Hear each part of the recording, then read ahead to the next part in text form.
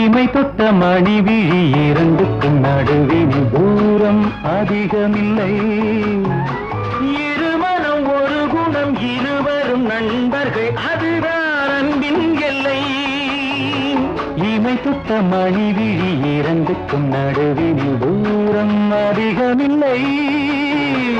இருமனம் ஒரு குணம் இருவரும் நண்பர்கள்